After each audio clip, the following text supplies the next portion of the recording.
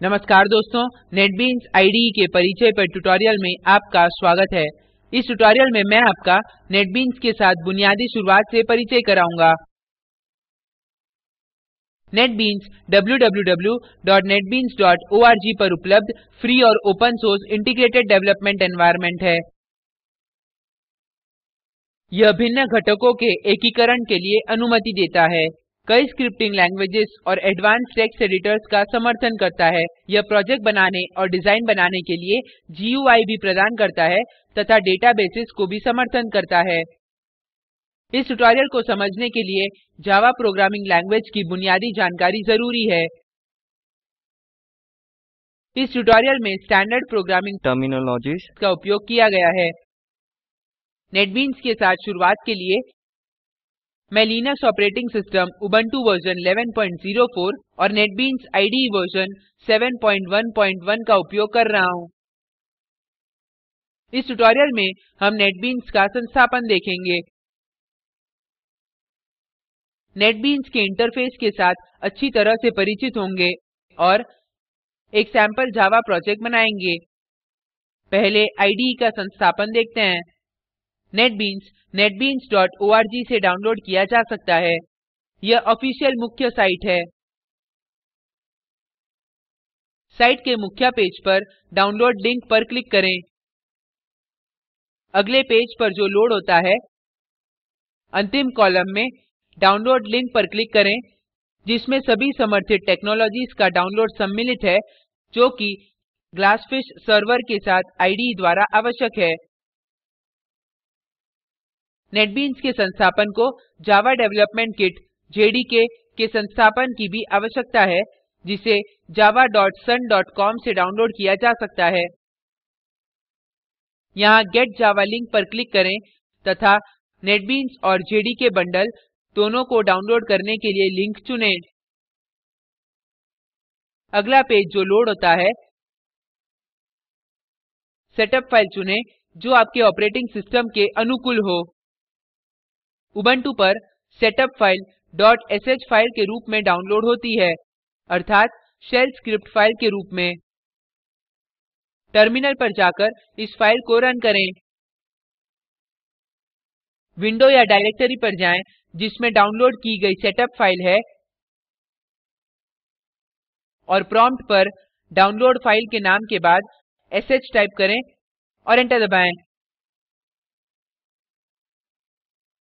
यह इंस्टॉलर को शुरू करेगा, जो कुछ समय लेगा।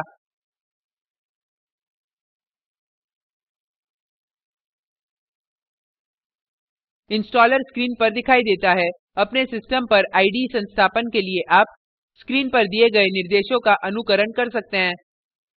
मैं अब इंस्टॉलर से बाहर आऊंगा। अब नेटबीन्स विंडो पर देखें। अपने उबुंटू ऑपरेटिंग सिस्टम पर नेटबीन्स लॉन्च या खोलने के लिए मेन्यू आइटम एप्लीकेशंस प्रोग्रामिंग्स पर जाएं और नेटबीन्स IDE आइकन पर क्लिक करें। जब आप पहले IDE लॉन्च करते हैं तो यह नेटबीन्स स्टार्ट पेज खोलता है।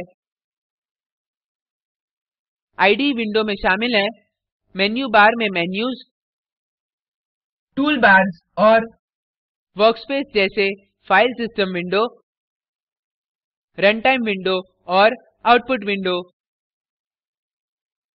मेन मेन्यू आपके प्रोजेक्ट्स को बनाने, एडिट करने, कंपाइल करने, रन करने और डिबग करने के साथ ही नेटबीन्स का उपयोग करने के लिए आवश्यक कमांड्स प्रदान करता है। टूल बार, जो कि मेन्यू बार के नीचे है, मेन्यू बार पर उपयोगित कई लगातार कमांड्स के लिए बटन्स प्रदान करता है। वर्कस्पेस विंडोज का संग्रह है जिसका उपयोग कुछ प्रकार के ऑपरेशन करने के लिए किया जाता है, जैसे वर्कस्पेस विंडो में एडिटिंग, निष्पादन, आउटपुट या डिबगिंग, जो वर्कस्पेस के नीचे उपस्थित है। फिर एक सैंपल जावा प्रोजेक्ट बनाते हैं। जावा प्रोजेक्ट बनाने के लिए फाइल मेन्यू पर जाएं, न्यू प्रोजेक्ट पर क्लिक करें। कैटेगरीज के नीचे न्यू प्रोजेक्ट विजार्ड बॉक्स में प्रोजेक्ट्स में जावा चुनें, जावा एप्लीकेशंस चुनें और नेक्स्ट पर क्लिक करें। विजार्ड के नेम और लोकेशन पेज में कीबोर्ड रीडर के रूप में अपने प्रोजेक्ट का नाम दें। चयनित set as main project checkbox set करें और फिनिश क्लिक करें। प्रोजेक्ट बन गया है और IDE में खुला है। एक बार प्रोजेक्ट बन गया तो आप प्रोजेक्ट्स विंडो को IDE विंडोज के बाएं तरफ देखने में सक्षम होंगे, जिसमें आपके कोड पर आधारित सोर्स फाइल्स, लाइब्रेरीज सहित प्रोजेक्ट के घटकों का ट्री व्यू शामिल है। keyboardreader.java नामक फाइल के साथ दाईं ओर पर सोर्स एडिटर खुला है। अब मेन क्लास में एक सैंपल जावा कोड प्रविष्ट करें। यह कोड कीबोर्ड से इनपुट रीड करता है और एक आउटपुट दर्शाता है यदि इनपुट पूर्ण संख्या या फ्लोटिंग पॉइंट संख्या है। अब मैं इस कोड को अपने क्लिपबोर्ड पर कॉपी कर रहा हूँ और IDE वर्कस्पेस में मौजूदा कोड पर पेस्ट कर रहा हूँ।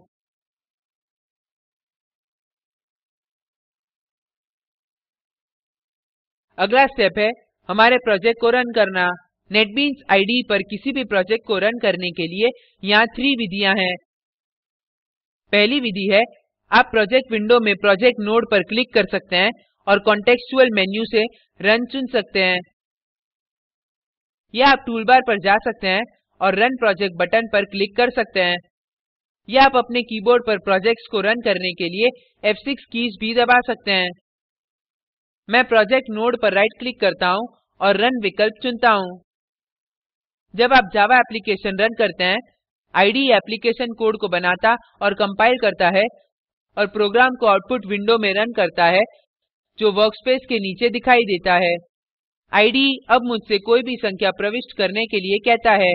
मैं एक यादृच्छिक संख्या प्रविष्ट करता हूँ और एंटर दबाता हूँ। यह कहता है कि इनपुट पूर्ण संख्या है या फ्लोटिंग पॉइंट संख्या। अब नियत कार्य।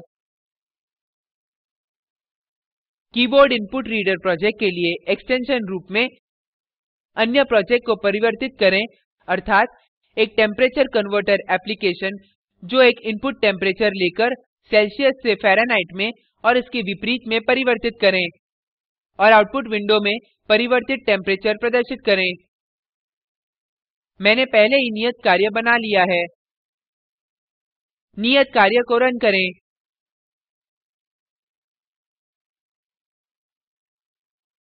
प्रोग्राम आउटपुट विंडो में मुझसे इनपुट टेम्परेचर प्रविष्ट करने के लिए कहता है। मैं फ़ारेनहाइट में सैंपल टेम्परेचर -40 प्रविष्ट करता हूँ और यह मुझे सेल्सियस में परिवर्तित टेम्परेचर दिखाता है।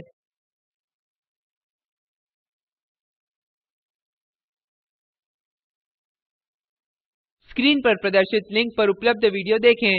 यह स्पोकन ट्यूटोरियल प्रोजेक्ट को सारांशित करता है। यदि आपके पास अच्छा बैंडविड्थ नहीं है तो आप इसको डाउनलोड करके भी देख सकते हैं।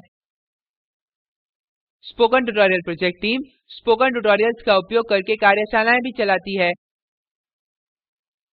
ऑनलाइन टेस्ट पास करने वालों को प्रमाण पत्र भी देते हैं।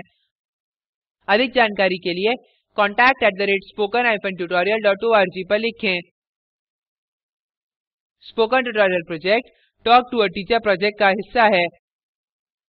यह भारत सरकार के MHRD के ICT के माध्यम से राष्ट्रीय साक्षरता मिशन द्वारा समर्थित है। इस मिशन पर अधिक जानकारी निम्न लिंक पर उपलब्ध है। spoken-tutorial.org/nmeict-intro। यह स्क्रिप्ट प्रभाकर द्वारा अनुवादित है। मैं यश वोरा अब आपसे विदा लेता हूँ। हमसे जुड़ने के लिए धन्यवाद।